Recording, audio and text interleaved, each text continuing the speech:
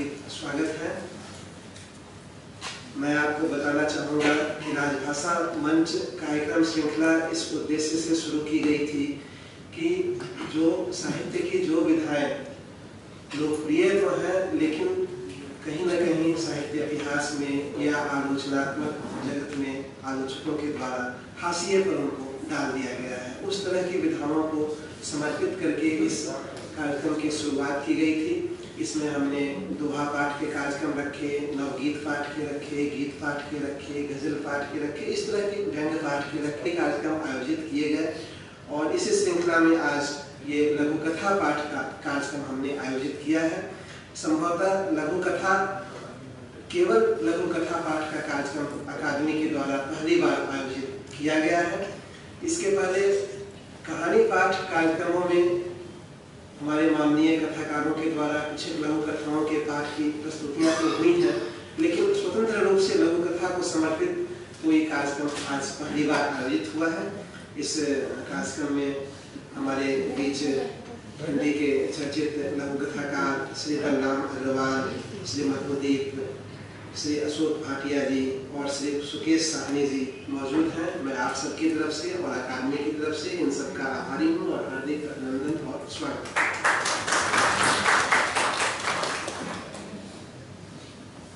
मित्रों, जैसा कि आप सभी जानते हैं कि जिस तरह से कहानी की शुरुआत संस्कृत की बोध कथा, दृष्टांत कथा, जैन बौद्ध कथाओं से होती है, उसी तरह से लघु कथाओं का स्रोत भी जो है वहीं से विकसित हुआ है। लघु कथा लेकिन पीछे छूट गई और बीच में कहानी और उपन्यास की धारा आगे प्रज्वलित होती गई, लेकिन पिछले कुछ एक दशकों में लघु कथाकारों के अथक प्रयत्नों से और उनकी रचनात्मक साझेदारी से, आलोचनात्मक साझेदारी से लघु कथा को एक विधा के रूप में लगभग मान्यता मिल गई है और पाठकों के द्वारा लघु कथाओं को बहुत पसंद भी किया जाता है, क्योंकि उसको एक तरह से आप छोटी कविताओं की तरह आप याद भी रख सकते हैं, किसी को सुना भी सकते हैं और उसका बहुत मारक प्रभाव पड़ता है लोगों पर।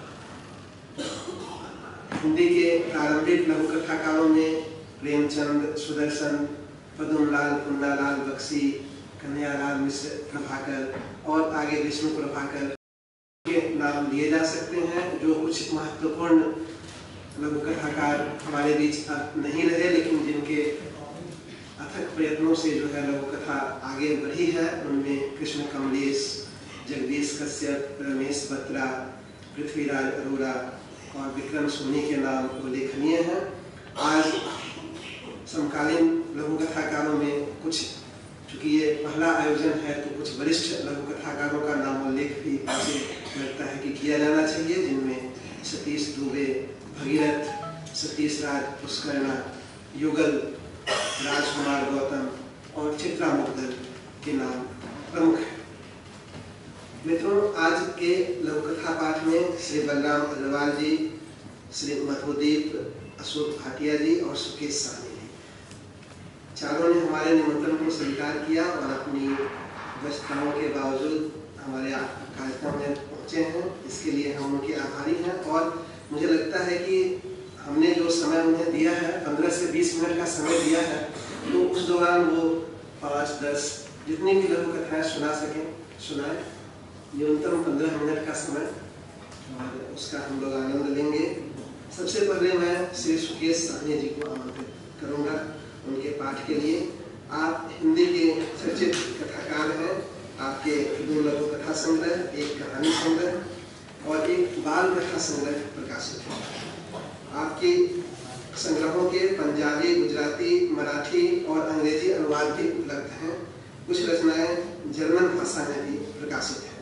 आपकी अनेक रचनाएं पाठ्यक्रमों में शामिल हैं तथा रोशनी नामक आपकी कहानी पर टेलीफिल्म का निर्माण भी हुआ है। आपके संपादन में हिंदी लघु कथा की पहली वेबसाइट लघुकथा.com का 2000 से ही आप उसके संपादन और संचालन में संलग्न हैं। आपकी रचनात्मकता के लिए अनेक पुरस्कार सम्मानों से आपको विभूषित किया गया है और संप्रति आप उत्तर प्रदेश सरकार के भूगर्भ जल विभाग में निदेशक पद पर कार्यरत हैं। श्री सुकेश सादी। धन्यवाद जी। मेरी पहली लघुकथा जो मैं पाठ कर रहा हूँ उसका शीर्षक है मास्टर।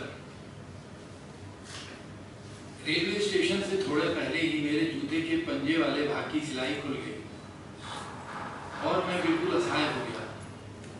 पत्नी के एक रिश्तेदार बुंदेलखंड विश्वविद्यालय में परीक्षक के तौर पर आ रहे थे। उन्हीं को घर ले जाने के लिए मेरा स्टेशन आना हुआ था।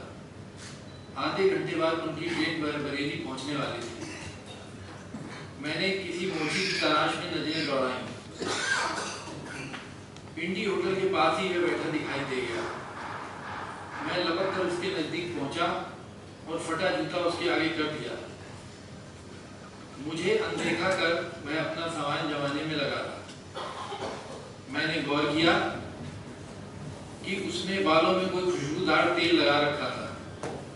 आंखों में सुरमा साफ दिखाई दे रहा था। बड़ी बड़ी मूंछों के सिरे किसी बर्छी की तरह नुकीले थे। कुल मिलाकर वह अपने खुलिये से दबंग किसी का आदमी लग रहा। अपना काम निपटाकर उसने मेरे उधड़े जूते पर निगाह डाली। 30 रुपए लगेंगे, उसने बेरुखी से कहा। क्या? सुनकर मैं तनाव में आ गया। मेरी जेब में कुल 60 रुपए थे। मैं जूते की मरम्मत में 10 रुपए से अधिक खर्च करने की स्थिति में नहीं था। रिश्तेदार को घर तक ले जाने के लिए मुझे 50 रुपए चाहिए ही चाहिए थे। भाई 30 रुपए तो बहुत ज्यादा है, 10 ले लो। मैंने उसे बनाने की कोशिश की। 30 से एक पैसा कम नहीं होगा। उसने मुझे घूर कर देखा तो मेरी पीठ में झुरझुरी सी दौड़ गई। मुझे उस पर गुस्सा आया। जब से इनकी पार्टी की सरकार क्या बनी है, इनके दिमाग साथ में आसमान पर पहुंच गए। गुंडा मवाली मेरी मजबूरी का फायदा उठाकर जेब काटने पर तुला है। पिछले 8 सालों से ये जूते मेरा साथ दे रहे थे। 2 बार सोल बदलवा चुका था। किसी न किसी प्राथमिकता के चलते नए जूता खरीदना चलता रहा था। अब तो मुझे इनसे बहुत लगाव हो गया था। ये लगाव एक तरफा नहीं, बदले में वो भी मेरे पैरों को बहुत आराम देते थे। ट्रेन के बरेली पहुंचने का टाइम करीब आता जा रहा था। कोई और विकल्प मेरे पास था नहीं। मन महसूस कर मैंने उसे जूता सिलने को कह दिया था। मेरे हामी भरते ही उसके अभ्यस्त हाथों ने जूते को थाम लिया। उलट पुलट कर जांचा परखा। सिलाई के लिए जूते में हाथ डालते ही वह चौंका। पहली बार उसने गहरी नजरों से मेरी ओर देखा। सुरमा लगी आंखों में विचित्र से भाव तैर गए। देखते ही देखते उसके निपुण हाथों ने जूते को सिलकर पहले जैसा कर दिया था। जूता पहनते हुए मैंने 30 रुपए उसकी ओर बढ़ा दिए। सिर्फ 10 रुपए कहकर उसने 20 रुपए मुझे लौटा दिए। मैं हैरान था। जो आदमी 1 रुपया छोड़ने को तैयार नहीं था, वो पूरे 20 रुपए लौटा रहा था। बाबूजी, अपनी पनीली आंखों से मेरी आंखों में झांकते हुए उसने कहा, 40 साल हो गए ये काम करते हुए। जूते चप्पल हाथ में आते ही हमसे बतियाने लगते हैं। सिलाई करते हुए आपके जूते से हमारी खूब बातें हुई। हम बहुत कुछ जान गए हैं। विश्वास करें, हमने अपना पूरा मेहनताना आपसे ले लिया है।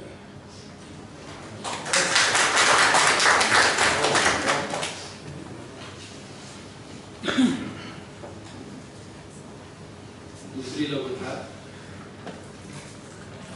मेंढकों के बीच।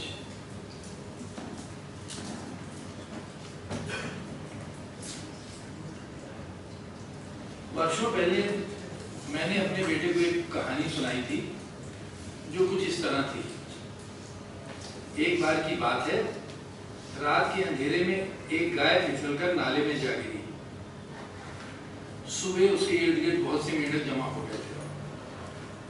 आखिर गाय नाले में गिरी कैसे? उनमें से एक मेंढक टटराया, हमें इस पर गहराई से विचार करना चाहिए। मुझे तो ताल में कुछ काला लगता है। दूसरे ने कहा, कुछ भी कहो। तीसरा मेंढक बोला, अगर पुण्य कमाना है तो इसे बाहर निकालना होगा। मरने को चौथा टर्राया, हमारी नाक के नीचे रोज ही सैकड़ों गाय बछड़े काटे जाते हैं, तब हम क्या कर लेते हैं? हमने तो चूड़ियां पहन रखी हैं, 5वें मेंढक की टर्टल। भाइयों, वहां खड़े एक बुजुर्ग ने उन सबको शांत करते हुए कहा, अगर ये गाय ना होकर कुत्ता बिल्ली होता तो क्या हमें इसे मर जाने देना था? एक बार ही वहां चुप्पी छा गई। वे सब उस बुजुर्ग को शक भरी नजरों से घूरने लगे। अगले ही क्षण वे सब उस पर टूट पड़े। उन्होंने उसे लहूलुहान कर नाले में धकेल दिया। इस घटना से मेंढकों में भगदड़ मच गई। वे सब सुरक्षित स्थलों में दुबक गए। घटनास्थल पर सन्नाटा छा गया। फिर क्या हुआ? मुझे चुप देखकर बच्चे ने पूछा था। फिर वहां से गुजर रहे एक आदमी ने रस्सी की मदद से गाय को बाहर निकाल दिया। अपनी जमात से बाहर वालों का ऐसा करना मेंढकों के गले नहीं उतरा। उनको इसमें भी कुछ साजिश दिखाई देने लगी। ये बात कानो कान पूरी मेंढक बिरादरी में फैल गई। वे संवेद स्वर में जोर जोर से टर्राने लगे। कहकर मैं चुप हो गया था। अब मेंढक क्यों डरा रहे थे पापा? अब वे इस बहस में उलझे हुए थे कि गाय को बाहर निकालने वाला हिंदू था कि मुसलमान। फिर क्या? उनका टटराना आज भी जारी है। बच्चा सोच में पड़ गया था। थोड़ी देर बाद उसने पूछा था, पापा आपको तो पता ही होगा वह आदमी कौन था? बेटा, मुझे इतना ही पता है कि वे एक अच्छा आदमी था। मैंने उसकी भूली आंखों में झांकते हुए कहा था। वह हिंदू था या मुसलमान ये जानने की कोशिश मैंने नहीं की, क्योंकि तुम्हारे दादाजी ने मुझे बचपन में ही सावधान कर दिया था कि जिस दिन से मैं इस चक्कर में पड़ूंगा उसी दिन आदमी से मेंढक में बदल जाऊंगा। इसके बाद मेरे बेटे ने मुझसे कोई सवाल नहीं किया था। मुझसे चिपक कर सो गया था। मुझे नहीं मालूम कि ये कहानी मेरे बच्चे के मतलब की थी या नहीं, उसकी समझ में आई थी या नहीं, पर उस दिन से वह मेंढकों से जरा दूर ही रहता है।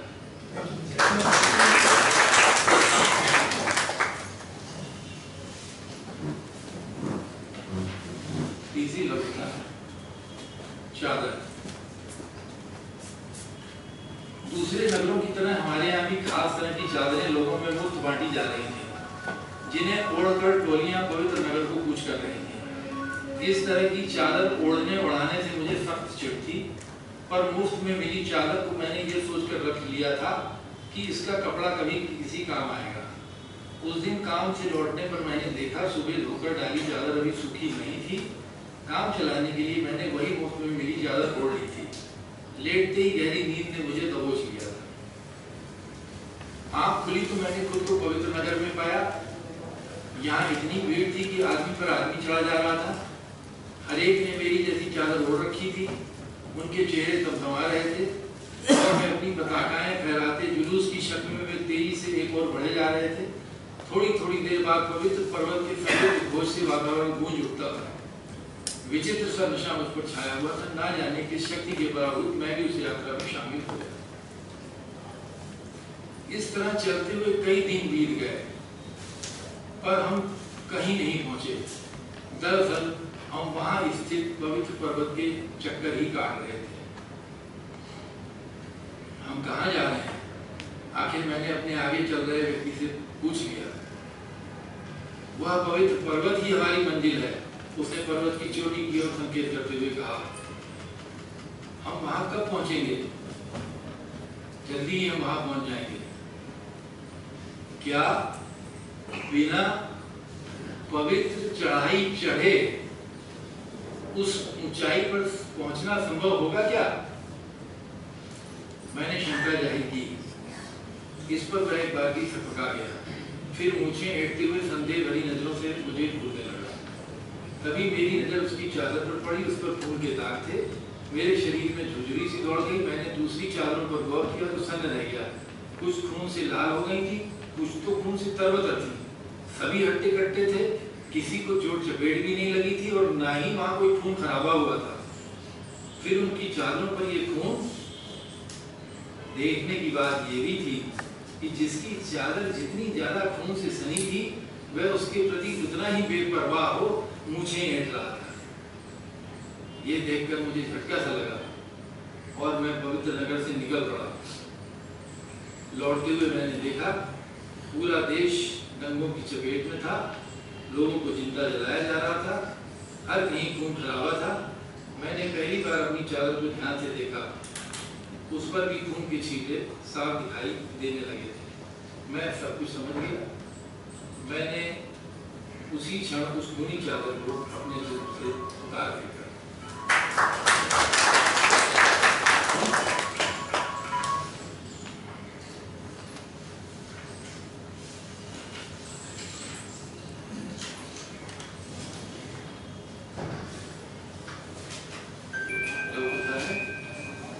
ठंडी रजाई कौन था? उसने अंगीठी की ओर हाथ फैलाकर तापते हुए पूछा। वही सामने वालों के यहाँ से पत्नी ने उड़कर सुशीला की नजर उतारी। बहन रजाई दे दो, इनके दोस्त आए। फिर रजाई ओढ़ते हुए बड़बड़ाई, इन्हें रोज रोज रजाई मांगते शर्म नहीं आती? मैंने तो साफ मना कर दिया, आज हमारे यहाँ भी कोई आने वाला है। ठीक किया। वह भी रजाई में दुबकते हुए बोला, इन लोगों का यही इलाज है। बहुत ठंड है। मैं बड़बड़ाया, मेरे अपने आप पैर सुन हुए जा रहे हैं। पत्नी ने अपनी चारपाई को तैरती अंगीठी के और नजदीक खसीटते हुए कहा, रजाई तो जैसे बर्फ हो रही है, नींद आएगी तो कैसे? वह करवट बदलते हुए बोला, नींद का तो पता ही नहीं है। पत्नी ने कहा, इस ठंड में बनी रजाई भी बेअसर सी हो गई है। जब काफी देर तक नींद नहीं आई तो वे दोनों उठकर बैठ गए और अंगीठी पर हाथ तापने लगे। एक बात कहूं, बुरा तुम नहीं मानोगी? पति ने कहा, कैसी बात करते? आज जबरदस्त ठंड है, सामने वालों के यहाँ मेहमान भी आए हैं। ऐसे में रजाई के बगैर काफी परेशानी हो रही होगी। हाँ तो? उसने आशा भरी नजरों से पति को देखा। मैं सोच रहा था, मेरा मतलब ये था कि हमारे यहाँ एक रजाई फालतू ही तो पड़ी है। तुमने तो मेरे मन की बात कह दी। एक दिन के इस्तेमाल से रजाई देश थोड़ी ही जाएगी। वह उछल के खड़ी हो गई। मैं अभी सुशीला को रजाई देकर आती हूँ। वह सुशीला को रजाई देकर लौटी तो उसने हैरानी से देखा, वह उसी ठंडी रजाई में घोड़े बेचकर सो रहा था। वह भी जमाहियां लेती हुए अपने बिस्तर में घुस गई। उसे सुखद आश्चर्य हुआ, रजाई काफी गर्म थी।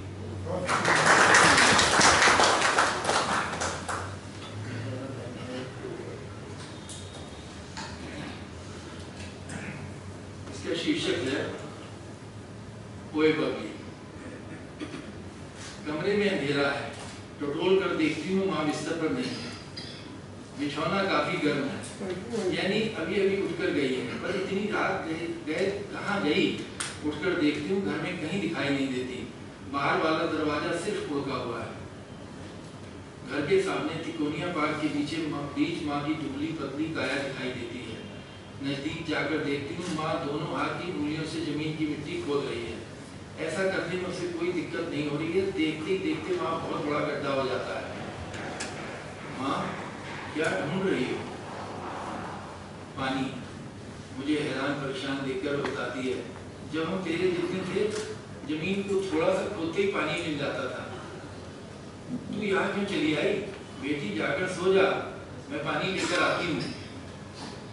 माँ के मना करने के बावजूद मैं उसके काम में हाथ बटाना चाहती हूँ। मेरे सामने गंगा जमुना द्वाब का फैलाव है, हर कहीं हरियाली ही हरियाली है। एकाएक वहाँ ठंडे पेड़ की बोतलों का अंबार दिखाई देने लगता है। इसके चारों ओर फिल्मी सितारे नाच रहे हैं। सभी चेहरे जाने पहचाने हैं। बिग भी तो अलग ही नजर आ रहे हैं। हैरान हूँ, सबकी जुबां पे मेरा ही नाम है, पर मेरी ओर आंख उठाकर भी कोई नहीं देखता। वैसे भी हम माँ बेटी को चिढ़ रहे हैं ठंडी बोतलों से। इनको पीते ही प्यास और भड़क जाती है। देखते ही देखते वो गंगा जमुनी दुआबा रेगिस्तान में तब्दील हो जाता है। तेज हवाएं चलने लगती हैं। रेतीले कण जिस्म के और सुइयों से चुभने लगते हैं। रेगिस्तान में किसी कोशिश की तरह एक कुआं दिखाई देता है। हीरो मूछें हटते हुए कहता है, यारों दा जश्न। खूबसूरत लड़कियां खिलखिलाती हैं, ठंडा मिलेगा क्या? कुएं की चरखी पर रस्सी की रगड़ से उत्पन्न चूम, फिर बाल्टी का कुएं की पानी में छपा। बाल्टी बाहर आती है, बर्फ के ढेलों के बीच ठंडी ड्रिंक्स की बोतलें लिए उसे निराशा घेर लेती है। माँ का ध्यान आते ही वे अपनी फ्राक की झोली में उन बर्फ के ढेलों को भरकर वापस दौड़ पड़ती है। तिकोनिया तक आते आते उसकी झोली खाली हो जाती है, नमी का कोई चिन्ह छोड़े बिना। वे हैरान है, ये कैसी बर्फ है जो बिना पिघले वनछू हो जाती है। तिकोनिया पार्क में माँ ने गहरा कुआं खोद लिया है, पर खुद कहीं नजर नहीं आती। माँ, वह पुकारती है, उसकी पुकार कुएं की तली से टकरा कर लौट आती है। माँ कुएं की नहीं, माँ कुएं की मिट्टी में दबकर सोचकर वह रोने लगती है। ओ बबली उठ! माँ की आवाज से उसकी आँख खुल जाती है, आंखें नम है, दिल तेजी से धड़क रहा है। चल जल्दी कर बेटी, बर्तनों की कतारें लगने लगी हैं, पानी का टैंकर आता ही होगा। आज तो घर में खाना पकाने के लिए भी पानी नहीं है बबली।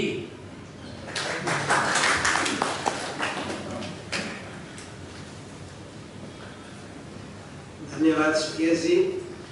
और मित्रों, मैं अब आमंत्रित कर रहा हूँ डॉक्टर अशोक भाटिया जी को उनकी लघु कथाओं के साथ। अशोक जी हिंदी के सुपरिचित लेखक और सेवानिवृत्त एसोसिएट प्रोफेसर हैं। कविता, लघु कथा, बाल साहित्य, व्यंग्य और आलोचना में आपकी 12 मौलिक और 12 संपादित पुस्तकें प्रकाशित हैं। हिंदी लघु कथा की संपूर्ण यात्रा को रेखांकित करने वाली निर्वाचित लघु कथाएं आपका एक महत्वपूर्ण संपादित कार्य है। इसके अलावा हाल ही में आपने समकालीन हरियाणा की लघु कथाओं और पंजाब की लघु कथाओं पर 2 पुस्तकें संपादित की हैं। हिंदी समकालीन हिंदी लघु कथा नामक आपकी आलोचना कृति भी चर्चा में रही है। अशोक भाटिया जी को आमंत्रित करते हुए मैं आपको बताना चाहूँगा कि इस साल जो हमारा साहित्योत्सव का कार्यक्रम हुआ, उस दौरान हमने एक नई शुरुआत की है कि यहाँ जो हमारे कार्यक्रम आयोजित होते हैं उनका सीधा प्रसारण किया जाए। हमारी वेबसाइट जो साहित्य अकादमी की वेबसाइट है, वहाँ उसका एक लिंक बना हुआ है। वहाँ हमारे कार्यक्रमों को सीधा वेबसाइट पर कोई भी देख सकता है। आज का कार्यक्रम भी सीधा प्रसारित किया जा रहा है। तो मैं अशोक जी को आमंत्रित करता हूँ उनकी लघु कथाओं के साथ।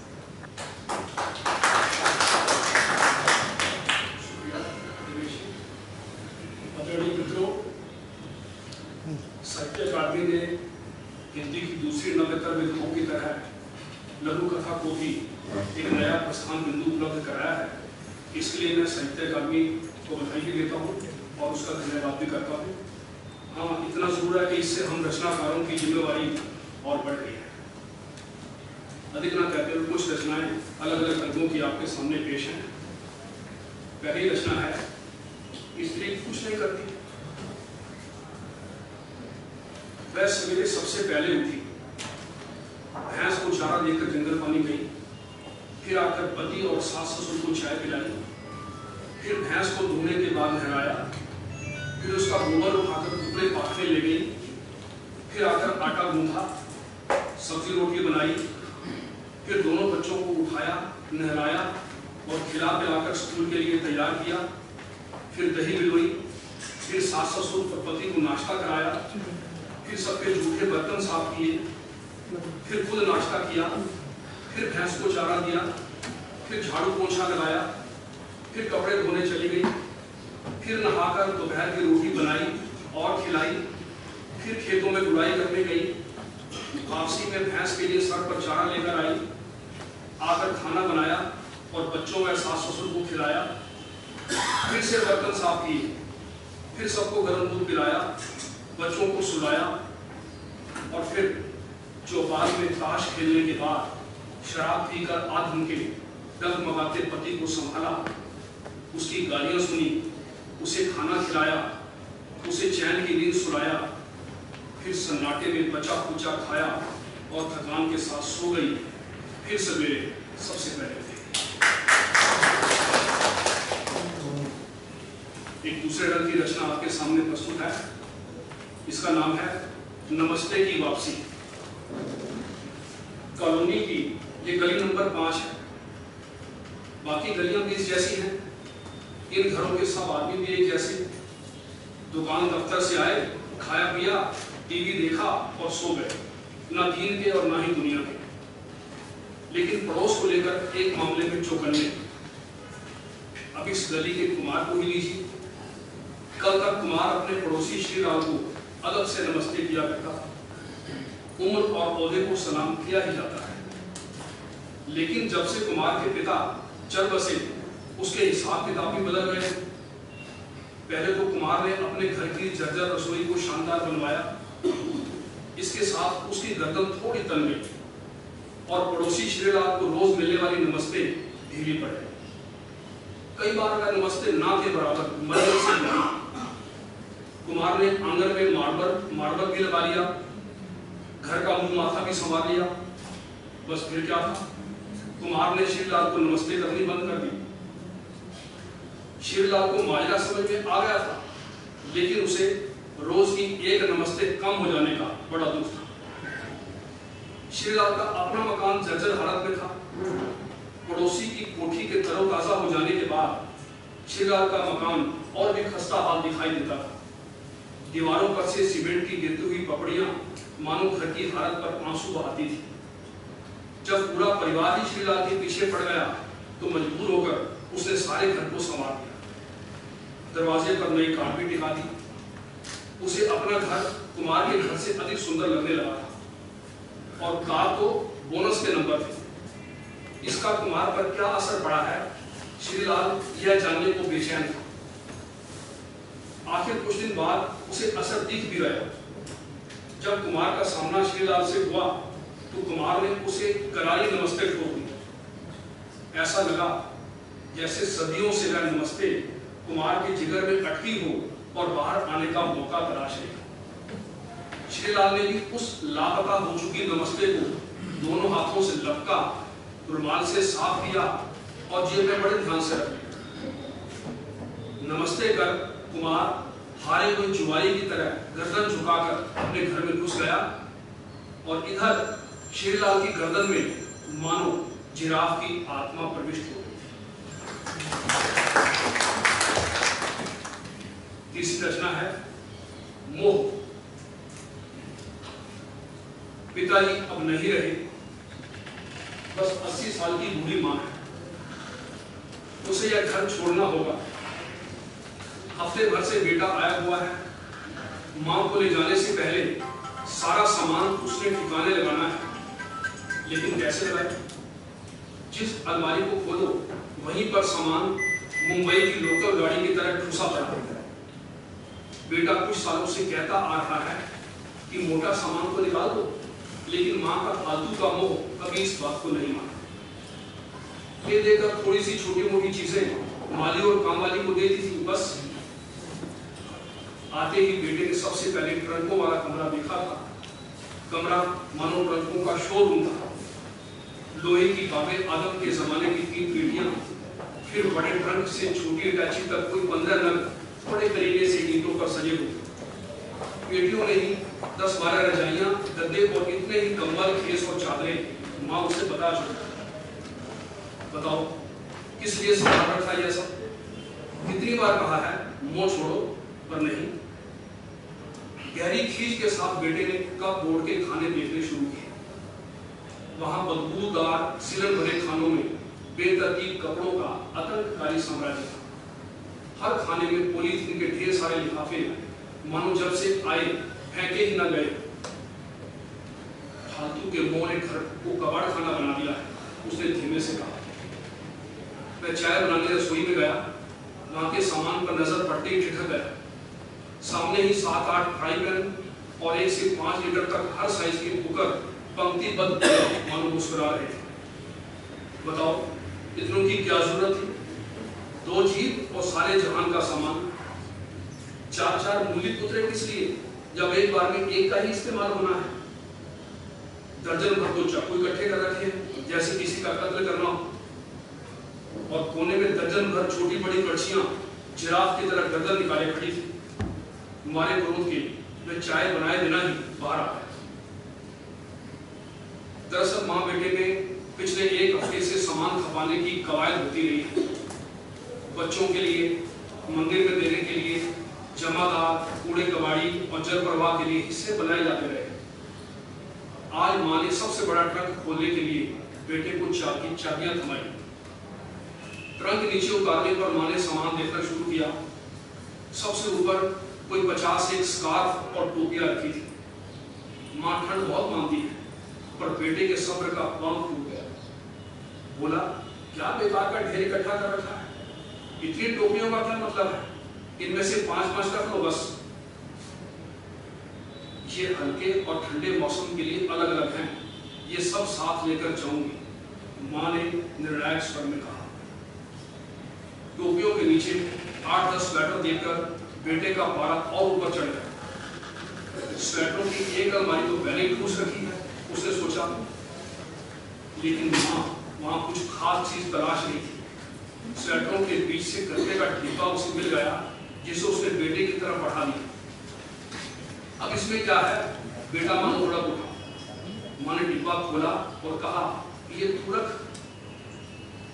हल्के रंग के नवजात शिशु जैसे मुलायम जालीदार 2 स्वेटर बेटे को देते हुए माँ ने कहा, मेरे पोते पोती का ब्याह होगा, उनके बच्चों के लिए है।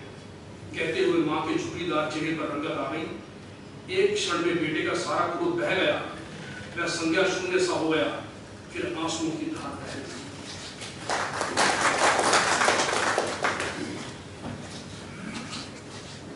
मेरी अगली रचना है पहचान।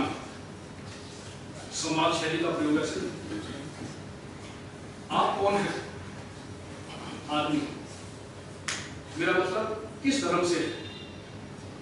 इंसानी धर्म नहीं, मतलब हिंदू, मुसलमान, ईसाई वगैरह। हिंदू धर्म से कहकर मैं मुस्कुराया। हिंदुओं में कौन है? हिंदुओं में हिंदू भी तो होंगे। नहीं, मेरा मतलब ब्राह्मण, क्षत्रिय, वैश्य वगैरह। ओह, मैं क्षत्रिय हूं। तो क्षत्रियों में कौन है? क्या मतलब? यानी खत्री या अरोड़ा। खत्री कहकर मैं हंसा। तो फिर खत्रियों में कौन है? क्या मतलब? खत्रियों में खत्रिय तो होगा। नहीं, ऐसा नहीं है। तो खत्रिय का खत्रिय नहीं होता। मेरा मतलब खत्रियों में जाति, जैसे मल्होत्रा, सल्होत्रा, विरोत्रा वगैरह, तनेजा, बवेजा, सुनेजा वगैरह। हम मल्होत्रा है। वह अब गंभीर हो गया। आप सनातनी हो या आर्य समाजी? मैं कोई सा नहीं। किस देवी देवता को मानते हो? किसी को नहीं। पीछे से कहां से आए? क्या मतलब? मतलब पीछे से पाकिस्तान से आए या यहीं के हो? पता नहीं। जिला कौन सा था? पता नहीं। गांव कौन सा था? पता नहीं। अच्छा, सूर्यवंशी हो या चंद्रवंशी? पता नहीं। राजपूत हो या नहीं? पता नहीं। शाकाहारी हो या मांसाहारी? जब शाक सब्जी खाता हूं तो शाकाहारी हूं, जब मांस मछली खाता हूं तो मांसाहारी। सुनकर प्रश्नकर्ता थोड़ी देर चुप हुआ। अच्छा, तुम्हारा गोत्र क्या है? गोत्र? वो क्या होता है? कमाल है, तुम्हें अपना गोत्र ही नहीं पता। कैसे आदमी हो तुम? मैं खींच कर बोला, जीता जागता आदमी तुम्हारे सामने खड़ा हो कि नहीं? फिर इन बेकार सवालों का क्या मतलब है?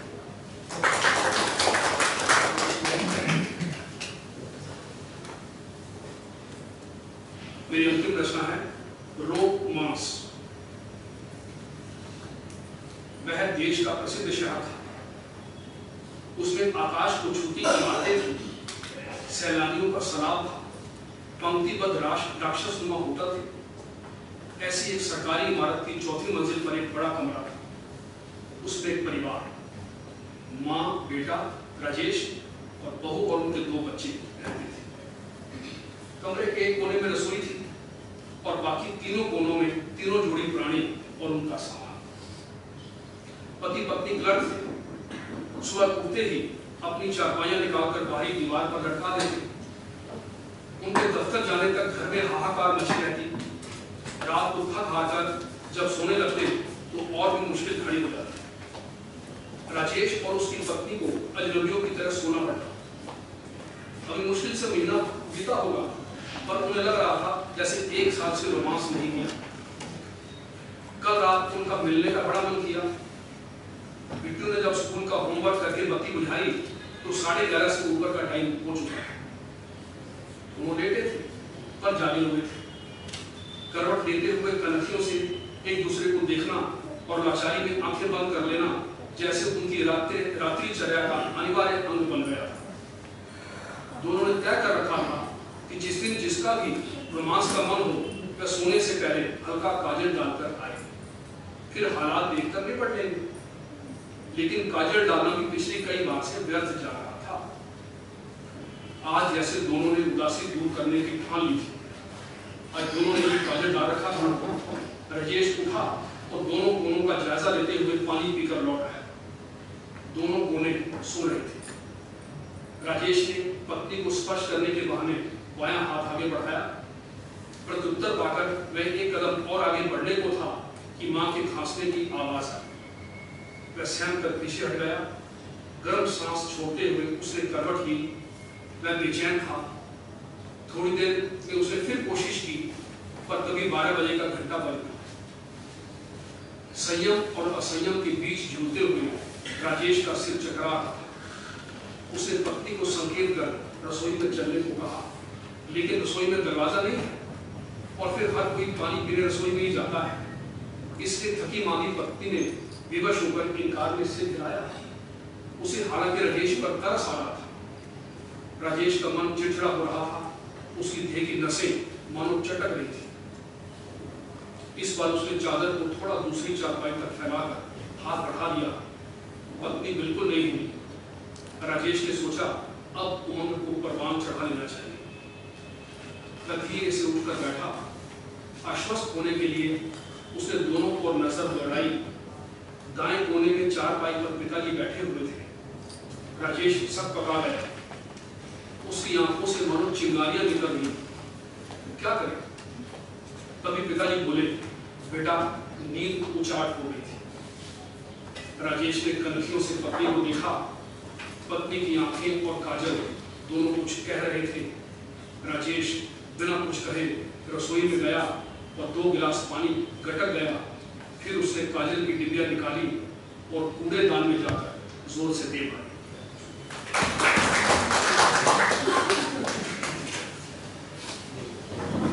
धन्यवाद अशोक जी। और मित्रों, अब मैं आमंत्रित कर रहा हूँ श्री मधुदीप जी को। आप हिंदी के सुपरिचित कथाकार और संप्रति प्रकाशक हैं। दिशा प्रकाशन के नाम से एक प्रकाशन संस्थान का संचालन कर रहे हैं। आपके 7 उपन्यास, 1 कहानी संग्रह, 3 लघु कथा संग्रह और 1 बाल उपन्यास प्रकाशित है। इसके अलावा आपने अनेक कहानी संग्रहों और लघु कथा संग्रहों के संपादन का कार्य किया है। आपके संपादन संयोजन में पड़ाव और पड़ताल नामक लघु कथा श्रृंखला पुस्तक परियोजना पर कार्य चल रहा है, जिसके अब तक 19 खंड प्रकाशित हो चुके हैं। श्री मधुदीप जी।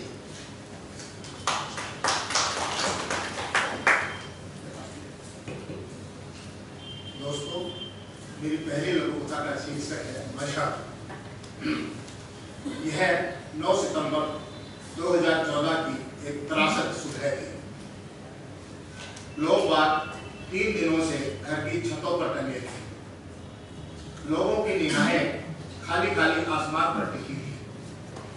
लोगों की निगाहें घरों सड़कों पर हरहराते पानी पर टिकी थी।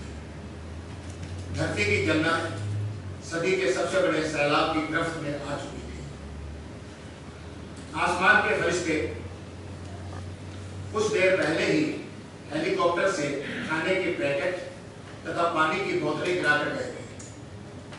जमीन के फरिश्ते कुछ देर पहले ही छत पर टंगे लोगों को बोट से महफूज किनारों पर लेकर गए थे।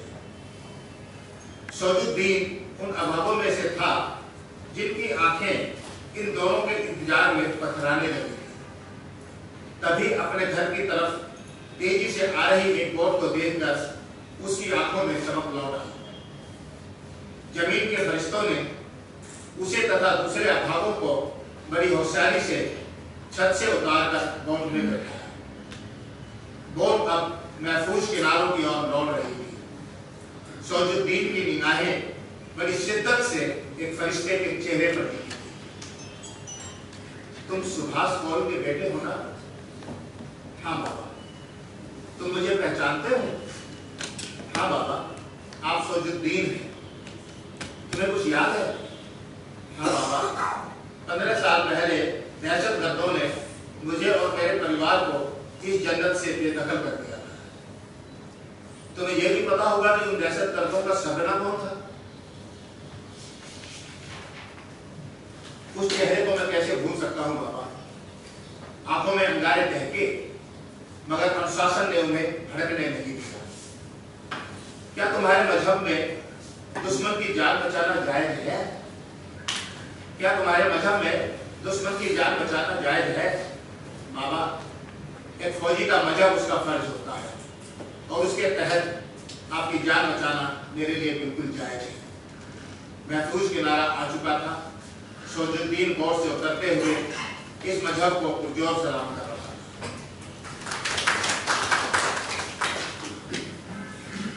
मेरे दूसरे वक्तव्य का शीर्षक है संन्यास। बात पूरे घर को सिर पर उठाने की कतई नहीं थी, मगर दीनदयाल जी ने पूरे घर को सिर पर उठा दिया था।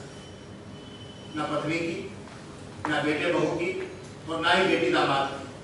वह किसी की भी बात सुन ही नहीं रहे थे।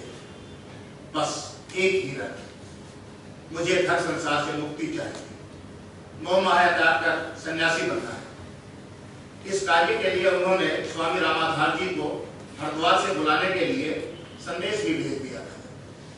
उन्होंने वकील को बुलाकर अपनी सारी जमा अर्जित पूंजी भी स्वविवेक के अनुसार सभी अपनों में बांट दी। स्वामी जी पधार रहे हैं। दरवाजे से सूचना उभरी तो वे उठकर बाहर की ओर लपके। स्वामी जी अपने लाव लश्कर के साथ ड्योढ़ी पर खड़े थे। दीनदयाल जी आगे बढ़कर उनके पांव में लौट गए। उठो वत्स, प्रभु तुम्हारा कल्याण करे। स्वामी जी ने उन्हें अपने चरणों से उठाकर उनके सिर पर अपना हाथ टिका दिया और अपने लाव लश्कर के साथ लॉन में बड़ी कुर्सियों पर विराजमान हो गए। तो वत्स, तुमने संन्यास लेने का दृढ़ निश्चय कर लिया है? रामाधार जी ने गुरु गंभीर स्वर में कहा। जी गुरुदेव, मैंने गृहस्थ में अपने जीवन के 7 वर्ष पूरे कर दिए। संन्यास लेने का यह उचित समय है। दीनदयाल के हाथ जुड़े हुए थे। संन्यास के बाद कहाँ रहने का मन बनाया है? संन्यास के बाद आपका आश्रम भी मेरा आश्रय होगा गुरुदेव। स्वामी रामाधार जी चिंतन में लीन हो गए। अपनी संपत्ति का आपने क्या किया वत्स? कुछ देर बाद उनकी आंखें तथा वाणी एक साथ खुली। मैंने अपनी पूरी संपत्ति का बंटवारा पति पत्नी बेटे बेटियों तथा आश्रितों में उचित तरीके से कर दिया है गुरुदेव। आश्रम के लिए कितनी व्यवस्था की वत्स? स्वामी जी की दृष्टि दीनदयाल के मुख पर स्थिर हो गई। क्या? दीनदयाल हद पर थे। उसके बारे में तो मैंने कुछ सोचा ही नहीं गुरुदेव। सोचना चाहिए था वत्स। स्वामी रामाधार जी ने बस इतना ही कहा। अब बड़ी बड़ी गाड़ियों वाला स्वामी जी का लाव लश्कर वापिस हरिद्वार की ओर लौट रहा था।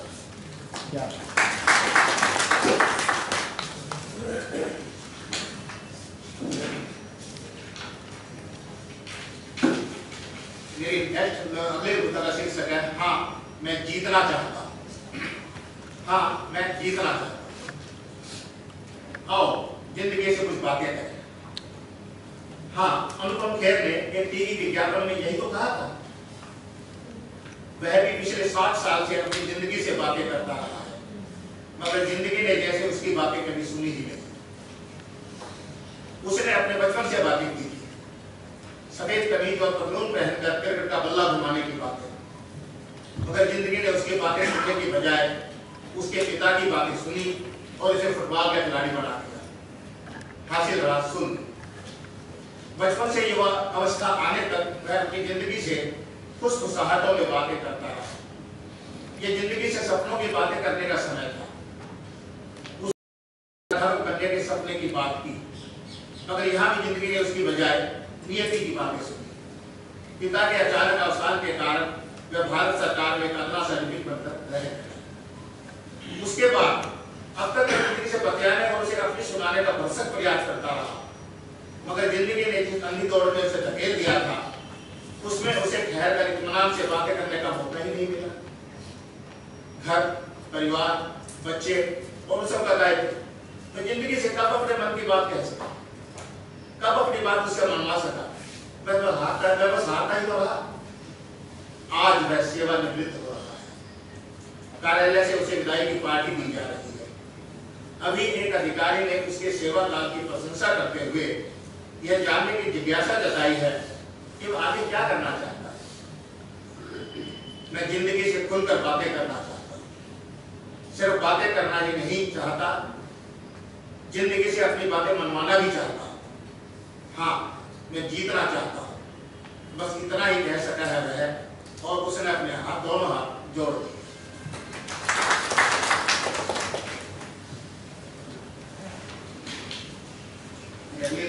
है उज्ज्वल की कदम था, उज्ज्वल की कदम था। समय के चक्र को उल्टा नहीं घुमाया जा सकता। हाँ, बनवारी लाल आज पूरी शिद्दत के साथ यही महसूस कर रहा है। समय 40 साल आगे बढ़ गया है, मगर वह अभी भी वही खड़ा कदम ताल कर रहा है। उसने भी कई बार समय के साथ आगे बढ़ने की बात सोची, मगर परंपराओं और दायित्वों में जकड़े पांव ने हमेशा ही मना कर दिया, तो वह बेबस होकर रह गया। जब सब कुछ बदल गया है तो उसके पांव कदम ताल छोड़कर आगे क्यों नहीं बढ़ जाते। तीनों छोटे भाई अपनी अपनी सुविधाओं के तहत शहरों में जा बसे हैं। उनके बच्चे अब सरकारी नौकरियों में अधिकारी हैं, कुछ तो विदेश तक पहुंच गए हैं, मगर वह और उसका एकमात्र पुत्र आज तक गांव के इस कच्चे घर की देहरी भी नहीं लांघ पाए। पिता का साया बचपन में ही चारों भाइयों के सिर से उठ गया, तब उन तीनों के लिए पिता बन गया। जमीन तो थोड़ी सी ही थी, यह तो माँ की कर्मठता और उसकी जीत और मेहनत थी कि वह सभी छोटों को हिल्ले से लगा सका। 4 बेटों की कर्मठ माँ की यही लीला कल रात समाप्त हो गई, और आज दोपहर वह अपने सपूतों के कांधों पर सवार होकर अपनी अंतिम यात्रा पर जा चुकी थी। उतरती रात के पहले पहर में चारों भाइयों का भरा पूरा परिवार अपने कच्चे घर की बैठक में जुड़ा हुआ था। बड़े भाई, अब गांव की जमीन घर का बंटवारा हो जाए तो अच्छा है, छोटे ने कहा, तो बनवारी लाल उज्ज्वल की तरह उसकी तरफ देखने लगे। हाँ, अब गांव में हमारा आना कहाँ हो पाएगा। माँ की तो मंजले ने जान को बूझकर अपनी बात अधूरी छोड़ दी, तो उज्ज्वल की गर्दन उधर घूम गई। सन्नाटे में तीनों की झकझक तेज होती जा रही है। बनवारी लाल को लग रहा है कि समय का चक्र बहुत तेजी से घूम रहा है और वह वहीं खड़ा कदमताल कर रहा है। मगर ये क्या है, उसके पांव में तेरे जमीन तो है ही नहीं।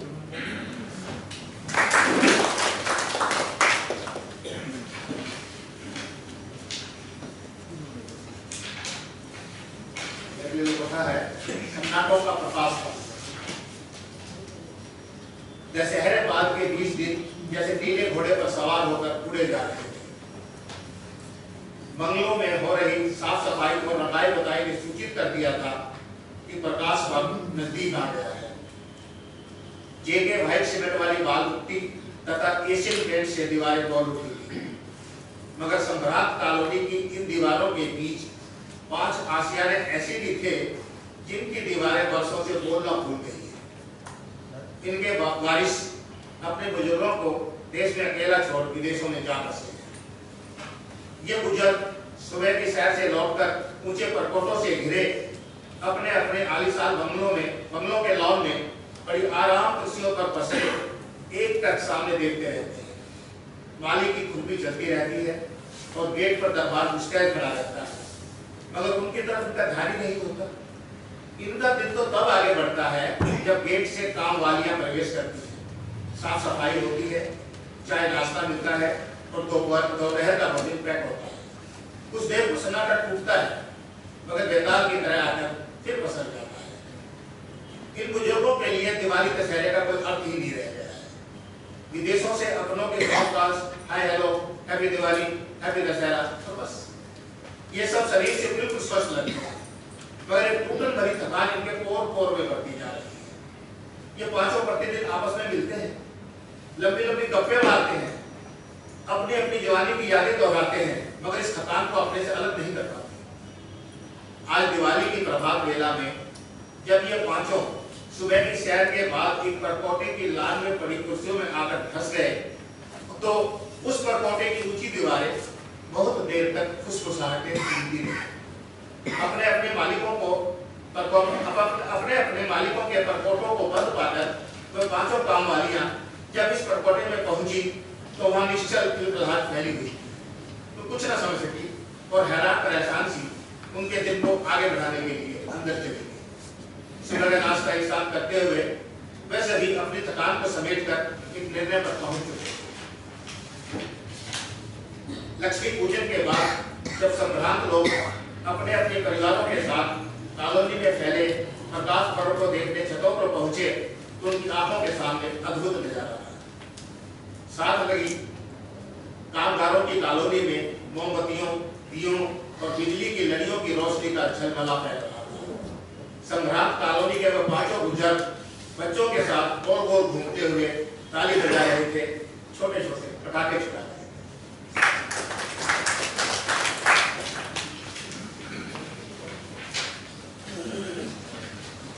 एक छोटी सी लोकेशन और बना हम आपको इस इंस्ट्रूमेंट पर 30 पूर्व दिशा में धीरे धीरे दिन उग रहा था। अलसाई सी सुबह पार्क की ओर जा रही। दीनदयाल नंगे पांव घास पर टहल रहे थे। जयप्रकाश प्राणायाम के बाद सूर्य नमस्कार कर रहे थे। कुछ लोग असली ठहाके लगा रहे थे। थोड़ी देर में दीनदयाल और जयप्रकाश दोनों बेंच पर आ बैठे। दोनों खामोश थे। लोग इतना हंस कैसे लेते हैं जयप्रकाश? दीनदयाल ने कहा तो जयप्रकाश उनकी उदासी को पढ़ने की कोशिश कर रहे। तभी एक गैर उनके पांव के पास आकर ठहर गई। दो सुंदर फूल उनके पास आकर ठिठक गए। मुझे अपने साथ खिलाओगे? मुझे अपने साथ खिलाओगे? दीनदयाल गैर को उठाकर एक हाथ से दूसरे हाथ में उछालने लगे तो दोनों फूल एक दूसरे की ओर देखकर खिल उठे। यह सुनकर दीनदयाल ने गैर उछाली और फूलों के साथ उछलते दौड़ने लगे। जयप्रकाश वही बेंच पर बैठे मुस्कुराते रहे। कुछ देर में ये हाफते हुए वे फिर बेंच पर जयप्रकाश के पास आ गए। असली जिंदगी में बच्चों के साथ है भाई। दीनदयाल के गहरे विश्वास ने जयप्रकाश को चौंका दिया। अवनीश आज विदेश जा रहा है ना? एक की दृष्टि दूसरे के चेहरे पर टिक गई। हाँ भाई, अवनीश और बहू के साथ उनको भी चला गया। इस बार गैर उछलकर विपरीत दिशा में गई थी और अब दो फूल उसी दिशा में जा रहे थे। पार्क के सामने की ऊंची बिल्डिंग उदास हो गई।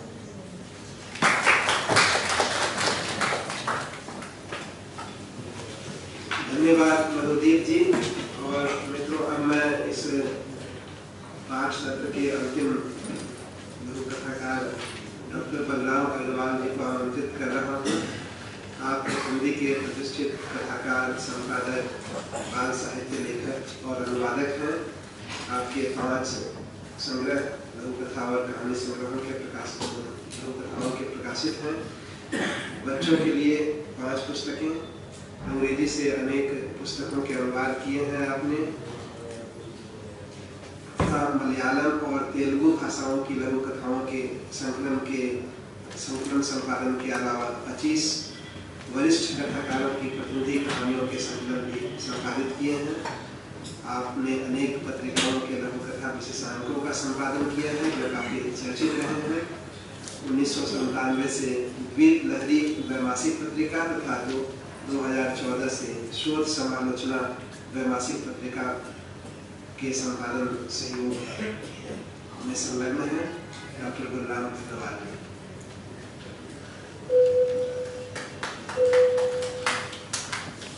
धन्यवाद देवी। मैं सबसे पहले इस सभागार में उपस्थित जो वरिष्ठ साहित्यकार हैं, डॉक्टर शेजिंगर जी, कथादेश के संपादक हरिनारायण जी, अवधेश श्रीवास्तव जी, कुरुक्षेत्र से आए हुए राम कुमार आत्रेय जी, सुभाष नीरव जी, रामेश्वर काम्बोज, हिमांशु जी, और सबसे बड़ी बात यह है कि दूरदर्शन पे एक बहुत महत्वपूर्ण कथा वार्ता, लघु कथा वार्ता जिन्होंने निर्देशित की थी, उसको आयोजित किया था, हमारे बीच में विवेकानंद जी भी इस समय यहाँ हैं। लघु कथा संग्रहों में सबसे ज्यादा प्रकाशित करने वाले भोपाल सूद जी आयन प्रकाशन के, वो यहाँ हैं।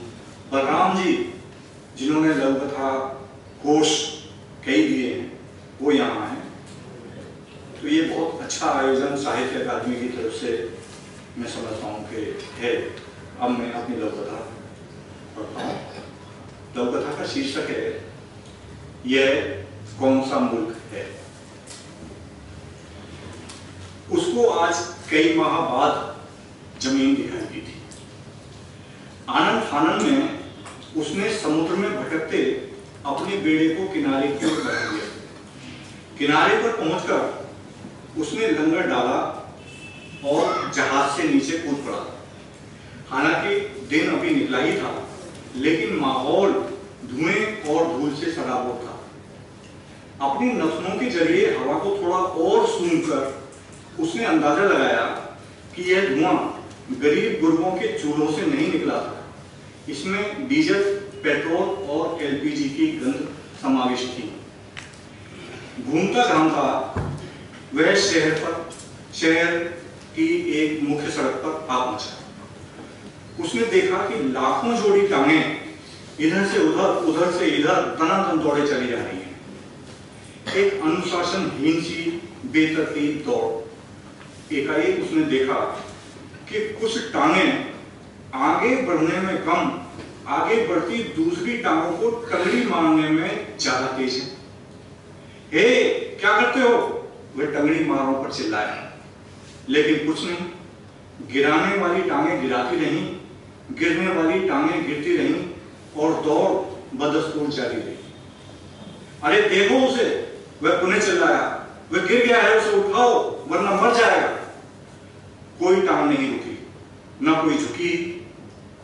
बहुत चीखने चिल्लाने के बाद उसकी समझ में आया कि वह बेमतलब ही चिल्ला रहा है। ये तो सिर्फ टांगे हैं और टांगे कभी सुना नहीं करती। वह दूसरी सड़क पर मुड़ गया।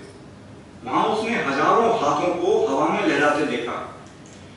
हर हाथ की अपनी अलग मुद्रा थी। कोई मुक्के की मुद्रा में था तो कोई आशीष की मुद्रा में, कोई थप्पड़ की मुद्रा में था तो कोई समाधान की मुद्रा में, कोई अपना अंगूठा खड़ा किए हुए था तो कोई तर्जनी और मध्यमा से अंग्रेजी का वी अक्षर बनाया था। बहुत से हाथ ऐसे भी थे जो कनिष्ठा उठाए खड़े थे। अभी वह हालात को समझने की कोशिश में ही था कि एल्यूमिनियम का एक पुश्तैनी सा कटोरा एक हाथ ने उसके आगे पसार दिया। भीख मांगा। वह मुंह में गुदगुदाया। उसने जेब में अपना हाथ डाला और कुछ सिक्के निकालकर उस कटोरे में डाल दिए। कटोरे में सिक्कों की खनखनाहट के साथ ही और भी अनेक कटोरे उसके आगे आ पसरे। इतने भी होंगे? कटोरे पर कटोरे को देखकर वह घबरा गया। इतने कटोरों में डालने लायक सिक्के तो उसकी जेब में अब थे भी नहीं। वह तो सोच ही रहा था कि कटोरे फेंककर हाथ उसकी जेबों में घुसने लगे। क्या करते हो? हटो हटो! उसने चिल्लाना और उन्हें पीछे धकेलना शुरू किया, लेकिन नतीजा फिर वही, हाथों के काम नहीं होते। वह कुछ सोच ही रहा था। वह जितने हाथों को पीछे धकेलता, उससे दूसरे हाथ अगले ही पल उस पर टूट पड़ते। उनसे टक्कर लेने की बजाय उसने आहिस्ता आहिस्ता थोड़ी सी जगह बनाई और वहां से भाग निकला। इस बार वह एक खुली जगह पर खड़ा था। यह एक मैदान था। उसने देखा कि इस सिरे से उस सिरे तक सारा मैदान खचाखच भरा था। दूर उस किनारे पर एक मंच बना हुआ था। उस पर भी कुछ शख्स बैठे हुए थे। उसने मैदान में और मंच पर बैठे एक एक शख्स पर निगाह डाली। सभी के हाथ, पैर और धड़ तो थे, सिर नहीं था। उफ खुदा मेरे, तूने मुझे ये किस जमीन पर ला खड़ा किया? डरा सहमा सा इस बार वह फिर बुदबुदाया, बड़ी अजीब बात है, अपनी जिंदगी में मैंने बड़े बड़े अजूबे देखे सुने, पहाड़ जितने उकाब और बालिश बालिश भर के आदमी भी देखे सुने, लेकिन इंसान के टुकड़े यहां तो कहीं पर सिर्फ टांगें तोड़ लगा रही हैं और कहीं पर सिर्फ हाथ हवा में लहरा रहे हैं, और इस वक्त इस मैदान में यह तो हद दर्जे का अजूबा है कि बेसिर लोग चर्चाओं में मशगूल हैं। यह कौन सा मुल्क है मेरे मौला जहां एक भी शख्स पूरा इंसान नहीं, मुझे बता कुछ मदद कर।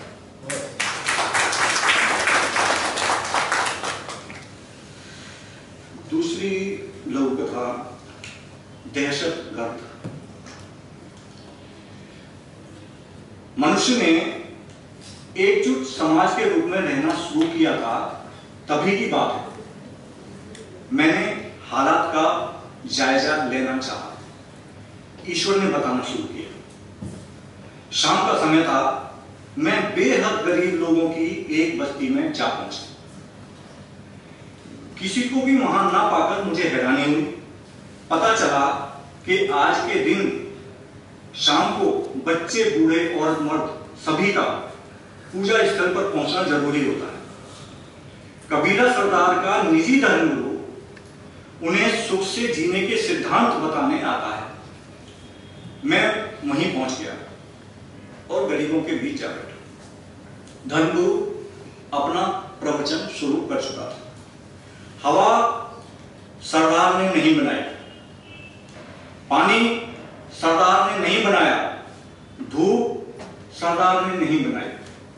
आप में से किसी को भी या खुद अपने आप को भी सरदार ने नहीं बनाया।